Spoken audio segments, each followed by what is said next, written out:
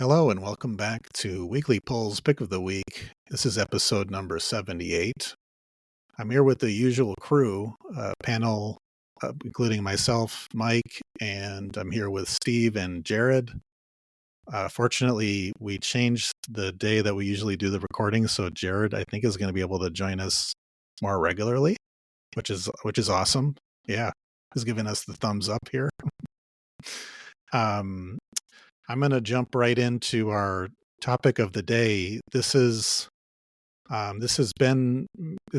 considered comics news, and for the maybe diehards out there, you've heard about this, or it came to my attention maybe last month at my comic store that I think they're the biggest distributor, Diamond Comic Distributors, based in Baltimore, Maryland, filed for bankruptcy. I think this was actually back in January.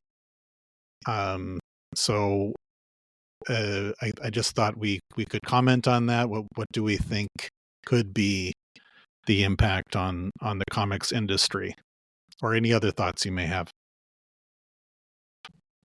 Yeah, well, I guess it all depends on what kind of bankruptcy they're doing.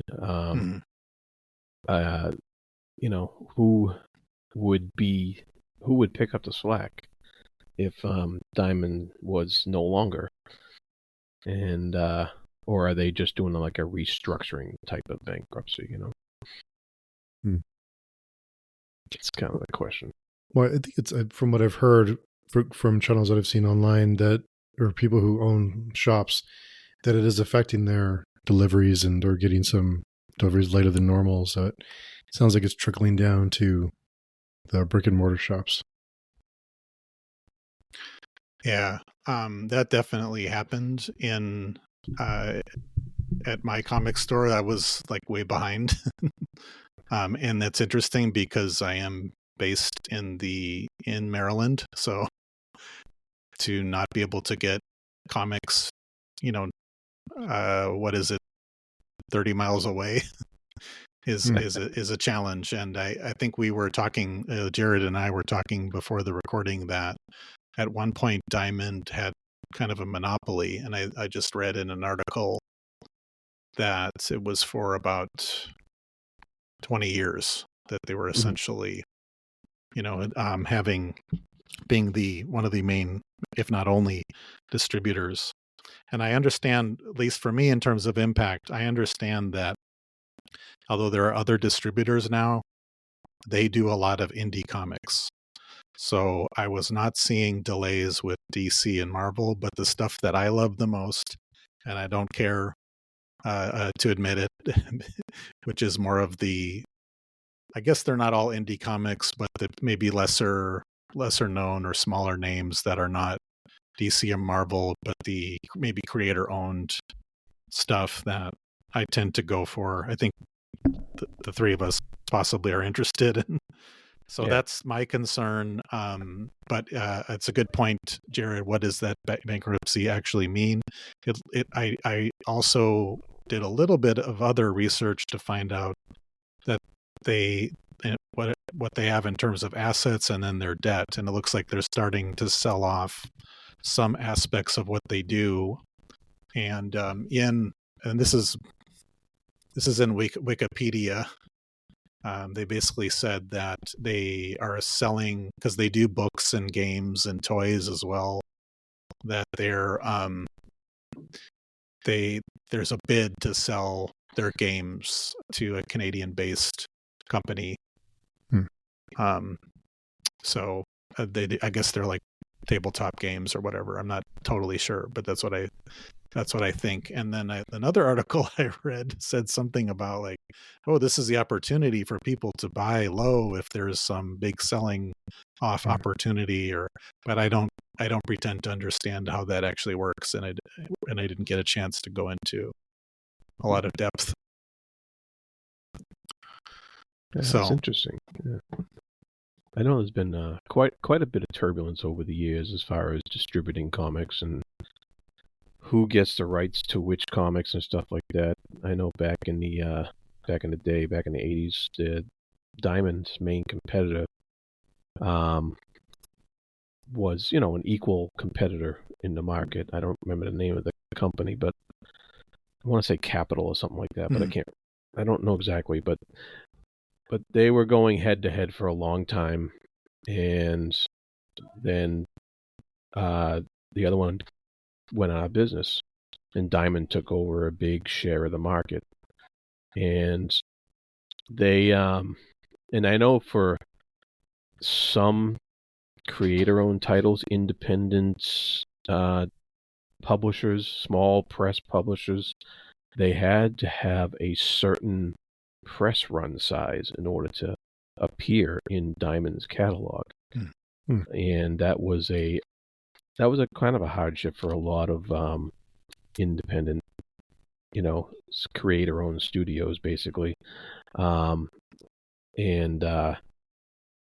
Image people, when they started their own thing, kind of were fighting for those creators' rights to be put in Diamond and stuff like that. So there was a lot of turbulence and battles over that. And I know that even Marvel and DC had their problems with Diamond as well, because they flirted with distributing their own comics for quite a few times.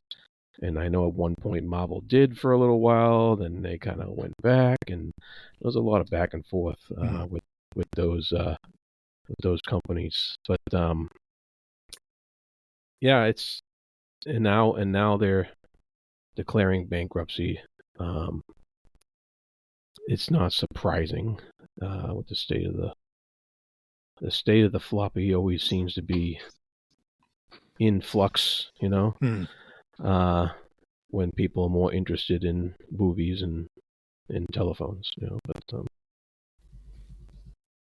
if they were wanting to make themselves look more attractive for a buyer, then it does make sense to offload or to, you know, trim the fat and make it easier to be purchased, to be bought.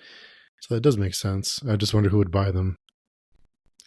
I mean, it's time for a government bailout.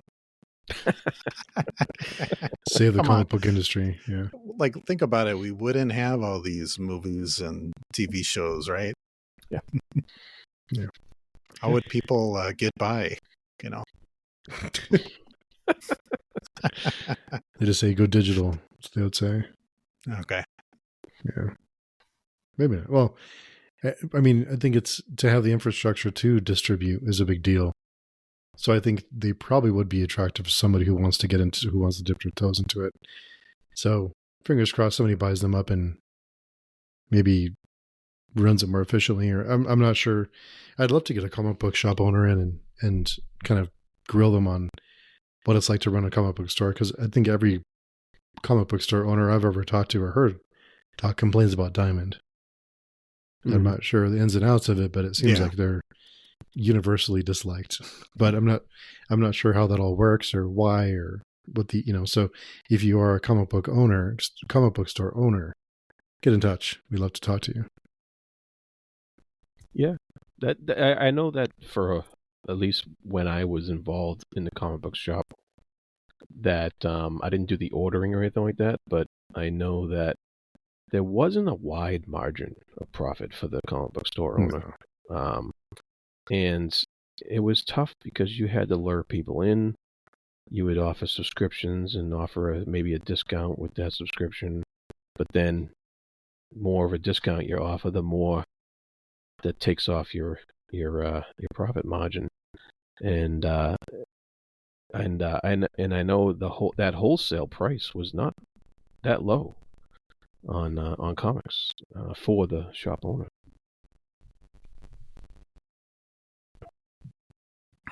Yeah, I think most of the bookstores, except for the really bigger ones, have gone to selling other types of like toys or records or vinyl, CDs, movies, that kind of thing. So they've had to diversify. Yeah, and find other sources of income. Just because if you're not a huge established store, you're probably not getting that much foot traffic in anymore. So it is a tough gig. Yeah. Well, I did have one last take on this that I just quickly, based on some other research I did. There was a theory that but this was quite a while ago, but we should maybe revisit at some point. In 1993, there was a pivotal moment where Marvel raised their prices by like 110%. And not that we want to get into the economics or whatever, but I guess it had an impact on everybody, and the other maybe smaller ones tried to keep up as well. But I found that interesting. But maybe we should move on with the good stuff. Oh. Yeah, it's definitely something to explore further, the economics of the economic side and the cost of comics. Because if you, not to get deeper into it, but if you just think about the cost of a 29, 30-page comic book, it's on par with a 500-page novel. So it's, when you can read in 20 minutes and when you can read in 12 hours. So it's tough. But anyway, we'll go ahead and kick it off. To be continued, for sure. I'd love to talk to someone who knows more about that. So if you are either a bookstore owner or have experience, we'd love to chat with you about it and learn more about the business side of it. But I will go ahead and kick us off. The first one is Blade Forger, excuse me. Number 1 by Mad Cave. This is an urban fantasy story. It's kind of complicated. There's a lot that goes on in this first issue.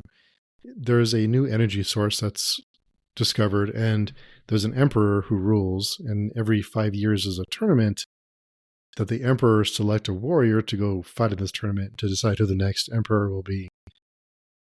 And it's very scattered. It jumps from time periods. It's kind of all over the place.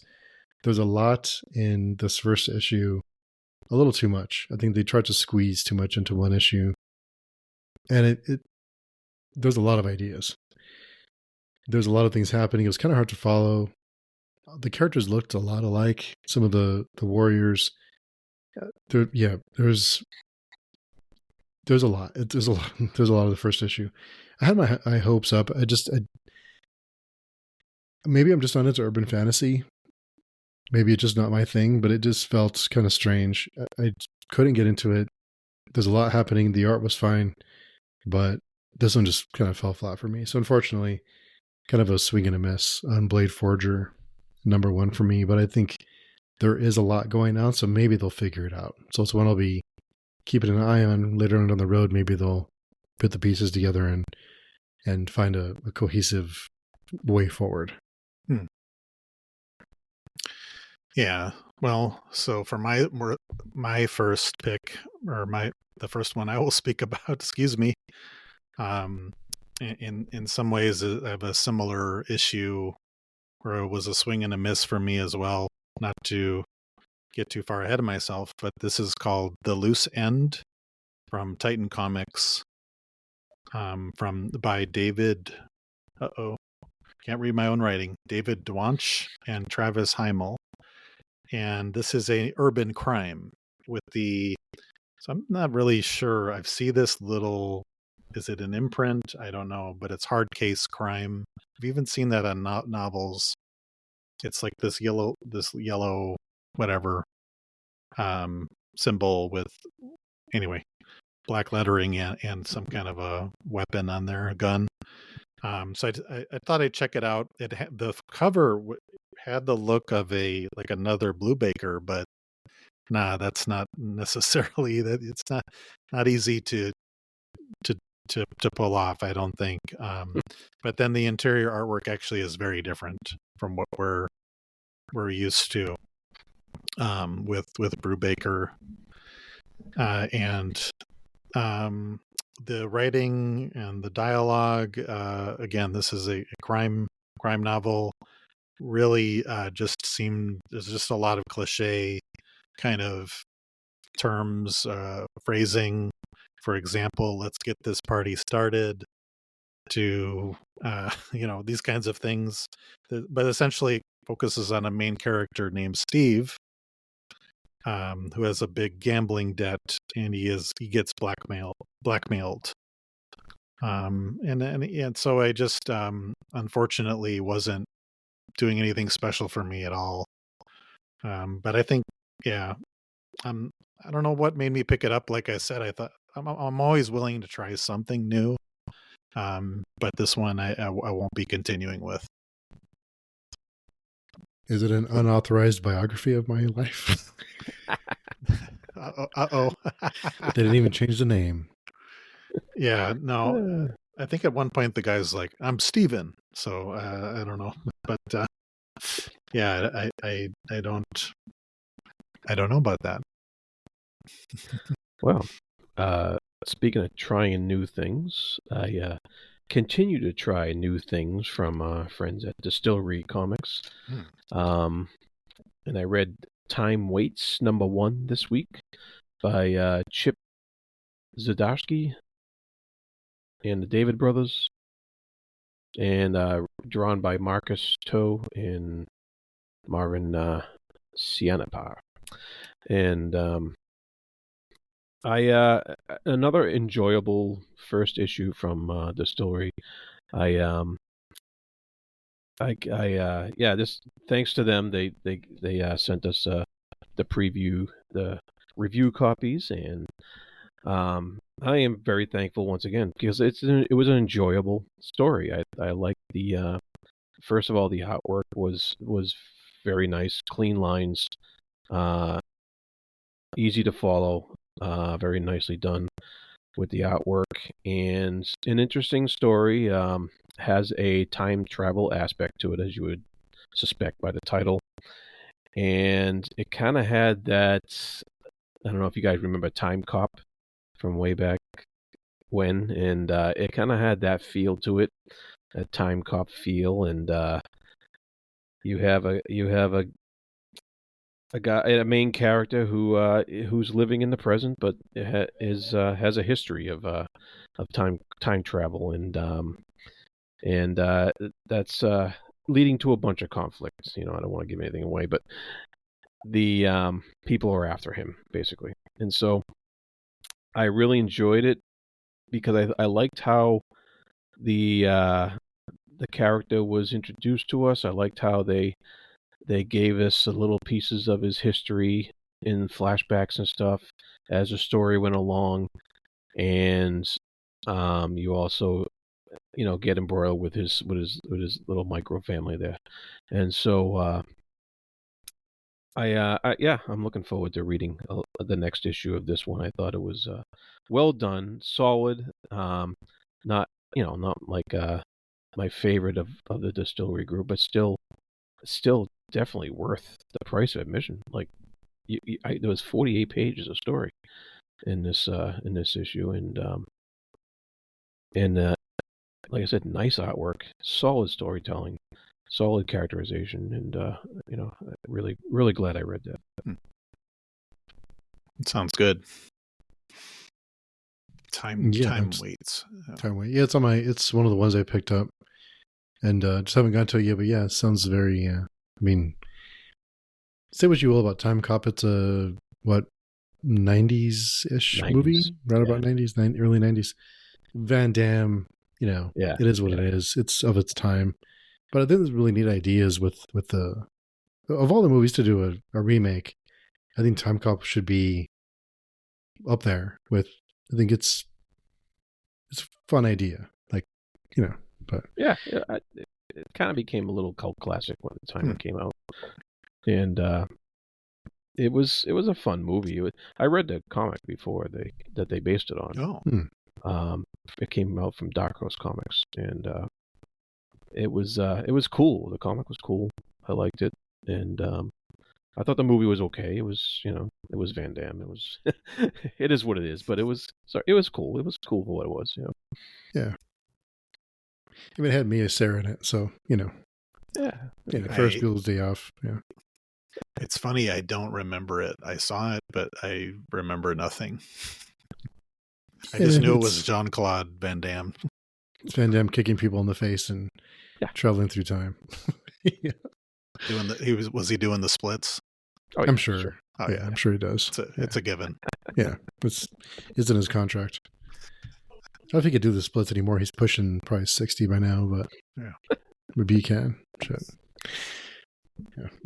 So it's funny if you go, if you tell someone like a young person now, that someone in their 20s, that Van Damme was this huge movie star back in the 90s, they think you were crazy, but he was. He was huge. Him and he was. Seagal. Yeah. But anyway, so we'll move on to Cruel Kingdom number 3. This is a fantasy anthology, and it has some of the best. I just want to say some of the best covers. It has the kind of nostalgic, classic fantasy feel to it. It doesn't always reflect what's in the book, but really, really neat covers. So kudos for the covers. It has a real throwback, and I appreciate that. So this one, all the stories revolve around food and cooking in some way. And I really wish they would have spread these out a little bit. I think it would have been better to kind of not have them all in one issue, because it got we're a little thin by the end. Of all the 3 issues, this is probably my least favorite, but it's not bad. The stories are pretty gruesome, and you can kind of see what's going to happen, and there's not a whole lot of surprises. They are pretty brutal and graphic and violent and disturbing. It's may even border on horror in this one more than fantasy, but the art style has a kind of a cartoonish look to it. It looks kind of like a Saturday morning cartoon kind of style, and that made the stories even more disturbing because it makes you feel like you shouldn't be reading it. It feels wrong. It's kind of reminding me of Beneath the Trees Where Nobody Sees. It has like a kind of a children's look, and it's about people eating each other and stuff. So it was cool. I mean, it was fine. It was, like I said, I wish they would have spread out the stories about food and kind of not done a whole issue of it, but overall it was fine. I mean, it was good. It just, of all the 3, it's probably my least favorite. So but it's overall, I think the series is pretty strong. Of all the different anthology series going on now, it's probably one of the best, I'd say, one of the more consistent ones. So Cruel Kingdom is still rolling along. Is it so it's all different authors and different artists each week, or is it ongoing? Okay. I believe there's different authors. I should have checked that, but I believe there's different writers. Yeah, so it's an interesting segue for me because I have another anthology series, but Steve, you talked about it, I think, last time, and this is Hello Darkness number 8. I will get to the finale of the war in a moment, and I just want to make 2 comments on the other stories quickly. One of them I actually thought was pretty wild, and I thought it was pretty good, called Stealth, which is sexy times mixed with very scary times. And I won't go any further than that. I see Steve's reaction. So. But I actually thought, for what it was, I thought it was, I thought it was very interesting. And then I would just want to say, this is an example of, it may be good, but it just doesn't work in this format. So there is Something is Killing the Children, maybe spinoff. I think this is the 4th installment, but it just, for me, it doesn't seem to work in this format. But also, like I've said before, I've not read the ongoing series. But so just to comment very quickly on the war and not say what you said, Steve, because the ending is something else. And I almost saw it coming, but I was like, are they going to go there? But they did. But just to give the kudos back to Clunen's artwork. She is great, not just at depicting people and faces, but also depicting devastation and ruin in landscape. She did it very well in this one, and I could see her maybe doing more. I would like to see her doing more of that. So it's a very, what's happened in the war is really just awful. And she depicted that very, very well here. Yeah, it's essentially just about 2 people trying to get by. Anyway. But that's a chain way of explaining it, but yeah. It's rough, but not for everybody. No, definitely not. and a little bit of a surprise because I think things were kind of like serious and then got a little bit like out there, but just tonal change at the very end. Yeah. Yeah. I don't think I'm giving anything away, but it's just no, I don't know how anyone can see that end coming. So yeah, it's something, just for sure. All right, so the next one for me is Missing on the Moon #3. This is by Mad Cave Studios. It was a good issue. I think something is holding this back from being great. I mean, it's good, but something's just not there that's holding it back just a little bit. I like the story. I think it has a lot of potential. We get some character development, which I thought was really needed in this series. And it's moving the story along, learning more about the characters that are involved, and it's kind of rounding them out. There's a twist in this one that you can see coming from a mile away. So they want you to think that it's a surprise, but it's like, okay, yeah, I saw that coming like 20 pages ago. Yeah, overall, it's been fine. I think there's some good setup. I think there's some good potential here. There's just something missing that's put it over the edge. I can't quite put my finger on it. But again, I think, we say this about Distillery and Mad Cave kind of weekly on the podcast, but want to just give kudos to publishers who are taking chances on weird stories, even Blade Forger. I mean, it didn't work for me, but kudos to Mad Cave for giving people a chance to tell their stories. And even though it didn't land for me, I'm sure it landed for other people. So, keep making those original stories that are telling different stories and trying to find, give different people a chance to tell really like off the wall, weird stories. So keep it up. Yeah, that's cool. Yeah, definitely love that. If they're taking chances, I'm willing to take a chance myself. So they got me again, or did they? I'm talking about Herculoids #1. If anybody doesn't know what that is, this was a cartoon, I believe, from the 80s.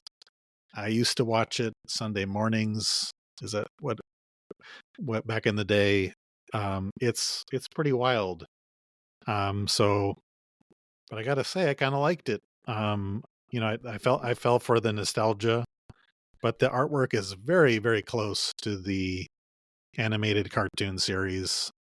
I don't think there were a lot of episodes. Maybe it was just a few years, but essentially you've got the premise, for those of you that don't know, is there is this kind of mix of different characters. They're human, and then there's like a big rocky thing guy. There's some kind of a dinosaur that can shoot projectiles, and then there's there's these slime. I actually wrote this down. They're sentient slime characters that are my favorites, called Gloop and Gleep. But essentially, they're defending their planet from invaders. These are, the titular Herculoids. Is it the next Transformers? Which, it's gotten a lot of accolades. The new Transformers run that Image was putting out. I don't think so, but it was kind of fun for me. So this is, I don't know if I mentioned, this is from Dynamite, and they're also doing Captain Planet. So I don't know. So they're doing a lot of these kind of older, whatever, cartoons that maybe are a little bit more obscure and trying to see what sticks. I'm not sure about that's their approach. It seems, but like I said, I liked it, and I think I'll be continuing with this one. Wow. Interesting. Did not see that coming. Yeah. Nope, not at all. No, I enjoyed it. It's silly, but it yeah, I have a I don't know, some like a weak spot or something for some of these things. Well, you brought up nostalgia. So my next pick is a nostalgia pick for me. I have The Adventurers #1 that came out in 1986. And I went and looked this up in my collection downstairs, and this was the book that got me into comics, basically. I was looking, because I bought all my D&D stuff at the comic book store, and of course I see The Adventurers #1 on the shelf, and I'm like, okay, that looks like a D&D party in comic book form, and so I picked it up. And let me reiterate. It was actually Adventurers #2. That's what I first saw. So I picked it up, and I found that I was blown away by the artwork, because it's all in black and white, and that was kind of a not a thing back in the 80s. The 4-color comics was what it was all about. There was all the Marvel and DC stuff and the superheroes and what have you, and so people would kind of look down their nose at this kind of thing, and it's like, what's this fantasy in comics and black and white artwork? That's weird, And but I enjoyed it. I thought it was great. I look at it now and I see, it's such a stereotypical adventuring party that's going into a kind of a dungeon on a kind of a quest, and it's a little darker than your typical D&D type adventures, but it's that was part of what attracted me to it, the fact that it was darker, and so there's not much characterization going on in this book, especially with just one issue, and it was but at the time when I read it, it was just like, wow, this is great. Where do I get more of these kind of comics, Where do I get more of this stuff? And it was put out by Aircel Comics at the time. And they went on to put out a bunch of other fantasy books, like Elf Lord and Ninja Elite and a whole bunch of other stuff.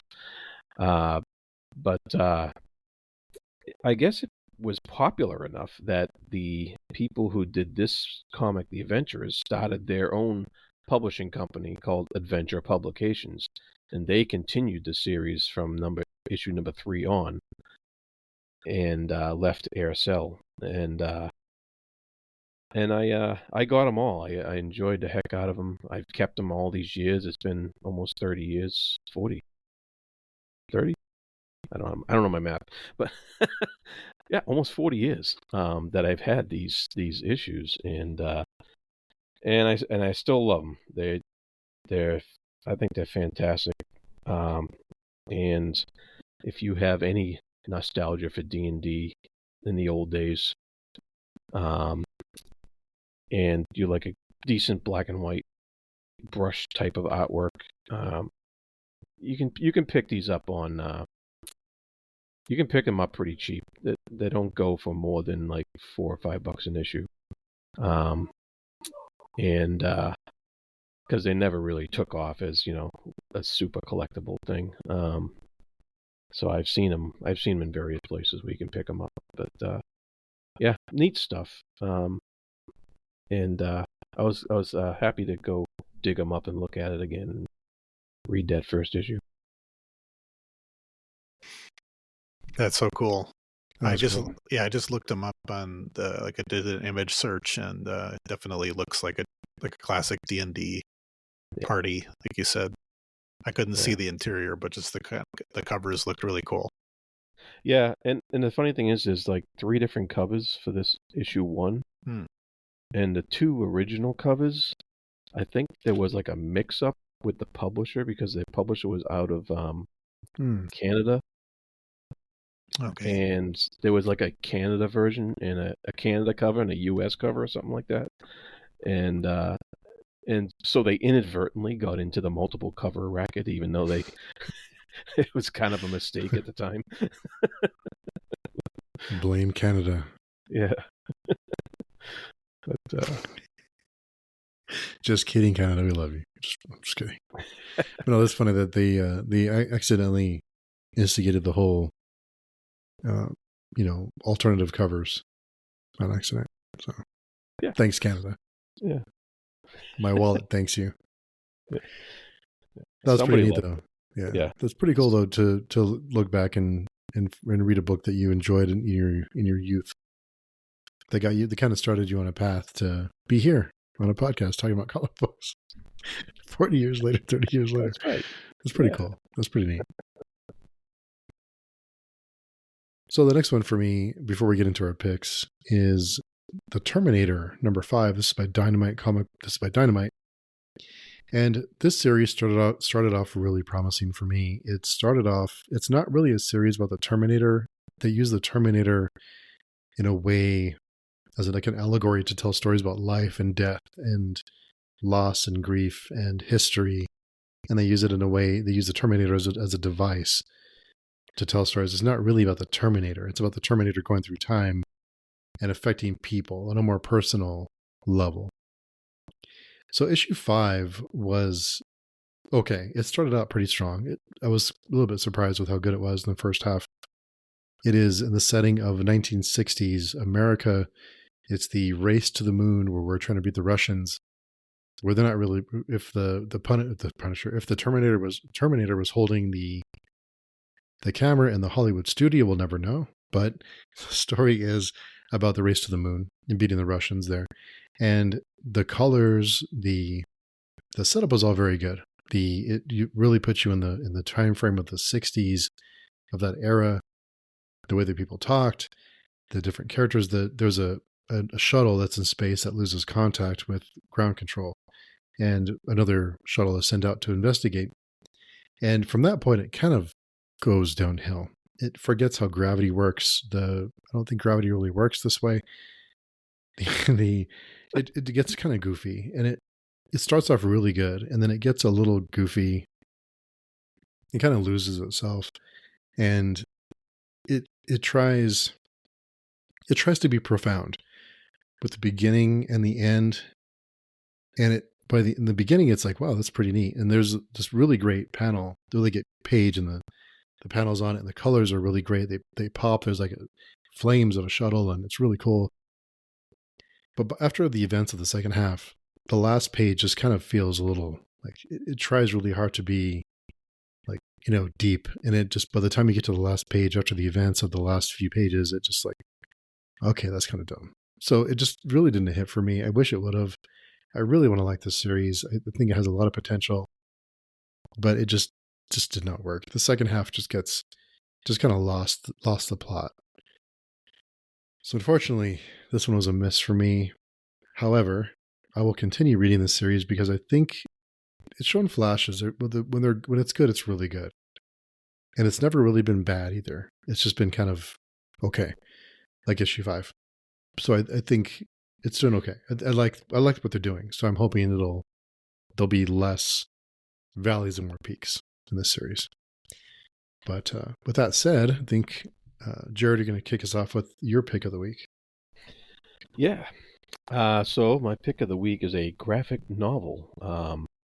It is Cormac McCarthy's The Road, a graphic novel adaptation by Manu Lassonette, a French creator.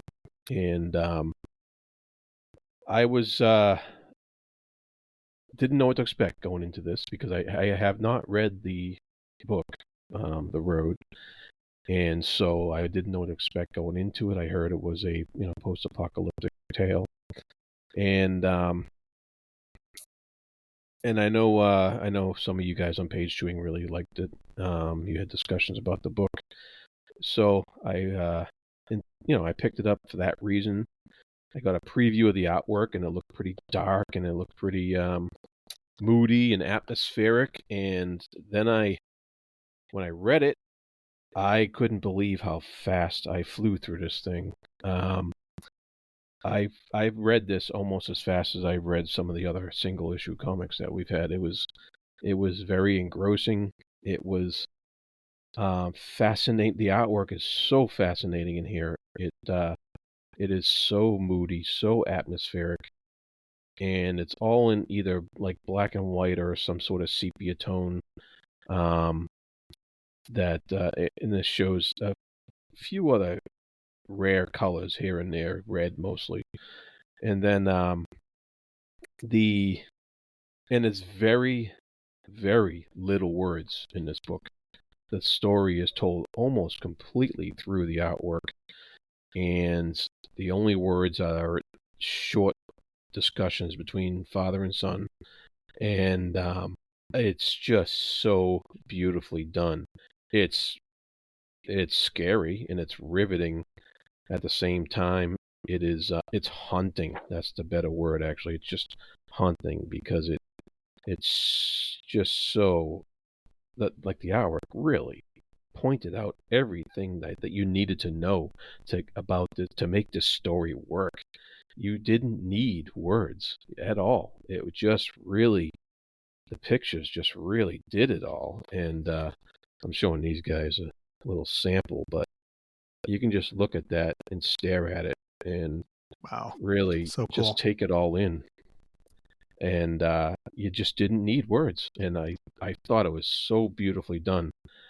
I don't know if I'm going to have to read the book one of these days, because I don't know if this, I want to know if this surpasses it or not, or if it, or what it does for it, or how it manages to convey all that emotion in the pictures, and if they got it, if it was just the creators of this graphic novel's viewpoint of it, or if he really captured what was in the book itself. I'm very curious now, and I really thought this was just so outstanding. Really well done. I think Steve and I both read the novel. The novel has very sparse prose, which is not typical of McCarthy. He can get very kind of long-winded in descriptions, so I wonder if that was being channeled or whatever by these artists. I wasn't sure what to think, but I definitely want to check it out now. Mm-hmm. It looks really great. I know you posted a picture on the forum, I think under book hauls, I think it was the thread, but a while back. But yeah, it looked, just from the picture that you posted and what we see now, it looks pretty spot on. There's very little dialogue in the book, very short conversations that happen. I don't know if anyone's seen the movie, because I watched the movie first, and then we read the book together last year. And if you've seen the movie, you've pretty much read the book. The movie is it's pretty close to being. It's a really good adaptation of the book. Really depressing and it's equally depressing and hopeful at the same time. I know some people disagree with that, but I agree with you. Yeah, it's both. It's both extremes. It's very bleak and depressing and hopeless, and then on the other end of it, it's hopeful and perseverance. And so I don't want to say too much, but if you haven't read The Road, definitely recommend reading it. Yeah, or see the movie, or read something. The graphic novel is also on par. Yeah, it's one of my favorite books that I've read in maybe the last 10 years or so. So my pick of the week is also a graphic novel, I guess, although I don't know if the artist likes to call it that or what, but this is Monica by Daniel Clowes. I'm 90% sure that's how you pronounce his last name. And this came out at the end of 2023. It's been sitting on my shelf since I may have given myself a Christmas present or something around that time of year, and I just didn't pick it up. Was maybe saving it for a rainy day, but I've read a lot of Clowes's work over the years. There's a few that I haven't read, but I read all of his. He was established as with the Big 8 Ball series, and I've read all of those. And then some of his graphic novels are just fantastic. This one is a little bit over 100 pages, and the structure is really interesting. What you may think are separate, like short stories, is not the case. That's what I thought it was. I didn't read any reviews or anything like that. I didn't want to. But they're all connected. but they're not connected in a linear fashion. So it's really, he's done something really special here with the structure. I would say it's analogous to like the Pulp Fiction movie, where it's not linear, but there are all these kind of connected stories. Some of them are not very strongly connected, but what's interesting is when I went back, I was like, oh, that they were alluding to this in the first. So like just to say, the very first story is called Foxhole. It's about this guy, I think, that's in Vietnam. And you're like, okay. And then it moves on to the main story, which is about this mother, Penny, and then she has the daughter eventually named Monica, which is the main part of the story. And then basically, Monica trying to find her later. It's really not giving much away. There's a lot of crazy stuff that happens though. So for those of you that don't know, Klaus is known for combining like really kind of grotesque and like kind of, and then also kind of kitsch type of styles together. He was inspired by like Sunday comics as well as, underground comics. And I think this is a masterpiece. I don't say that often. He's the best at depicting a lot of depth in character. The characters speak like normal human beings that you might find in your household, like how we talk to each other. Not the face you put on in public, but these characters will say stuff that they do not hold back. They're almost all of them are deeply flawed in tragic and comedic ways. And I won't say much else. If you like, there is a cult in here. There is some fantastic elements in here. He does play with that. I think he has more over the, maybe the last few decades. It's gotten more and more into that. But the structure, but also really his artwork also, I don't know how to describe it, but he's good at just depicting like these weird moments. I think he does everything with paintbrushes, and it takes him a long time to produce anything like and he's the artist and the writer, but his writing is excellent. A lot of movies have been made out of his work, a few movies, I should say, have been made out of his work as well, with probably the most popular one being Ghost World. Anyway, it's a 10 out of 10 for me, and I don't think I've had too many of those, and I just saved it for a rainy day, and I'm glad I got to it. Nice. Cool. Glad it worked out for you. Definitely. Yeah. Both of you had graphic novels this week. And graphic novels, you should warn me. You should give me a hands up. Sorry, Steve. Oh, I see where this is going, but so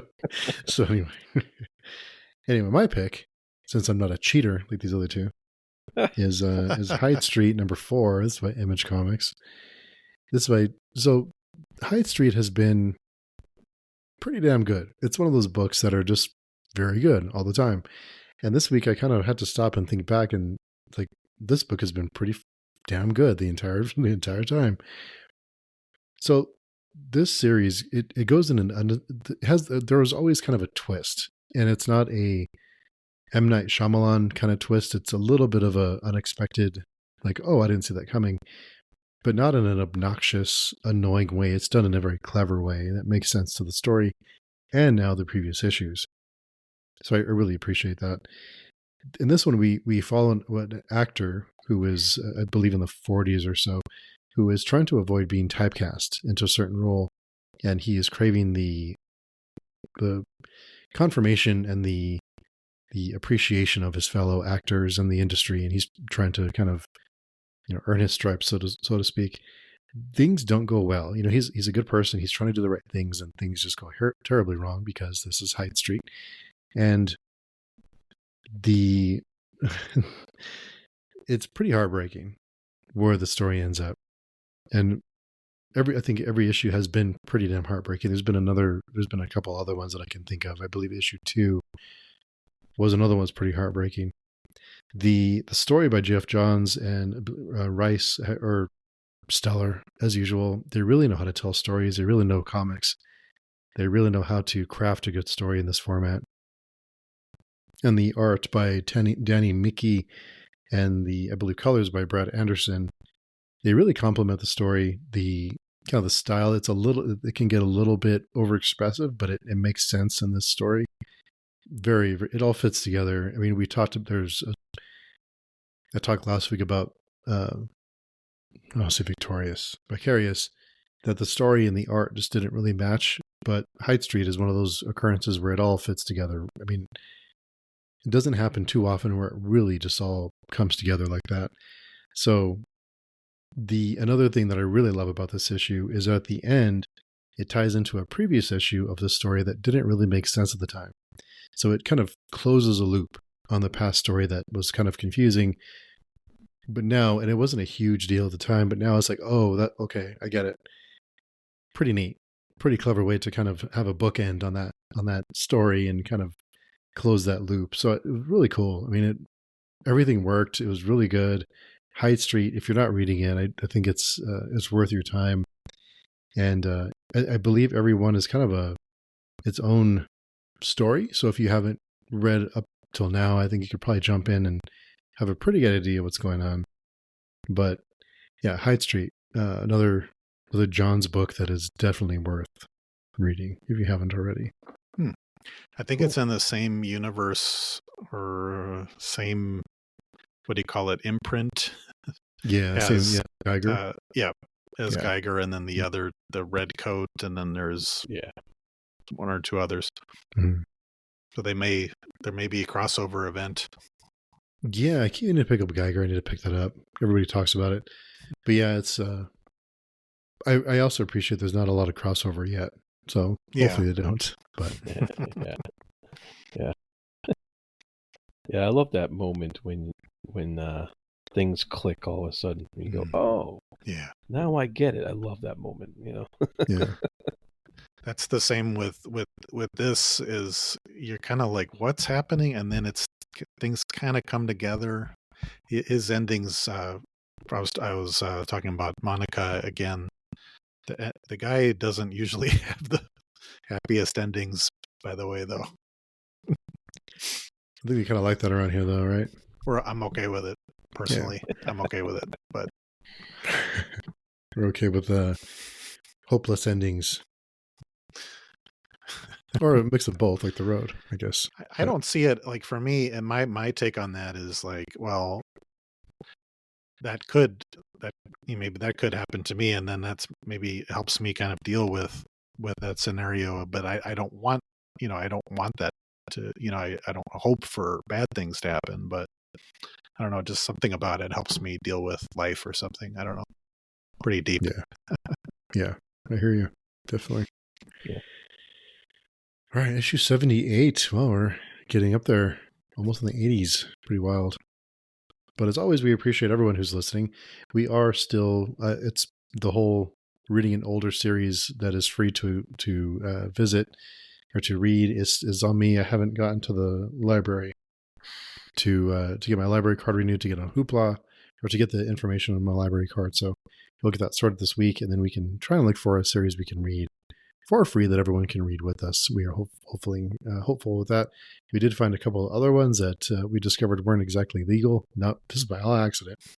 We were hoping that we could use the Internet Archive, but we wanted to double check before we announced it, and it's a no-no, so don't want to get anybody in trouble. But we'll find a series, and we will hopefully be reading that together here shortly. But thanks again for everyone who's coming by, hanging out with us. And hopefully you're enjoying your reads this week and having a good week, hanging in there. And we will talk to everyone very soon. Hope you find your pick of the week. Bye-bye.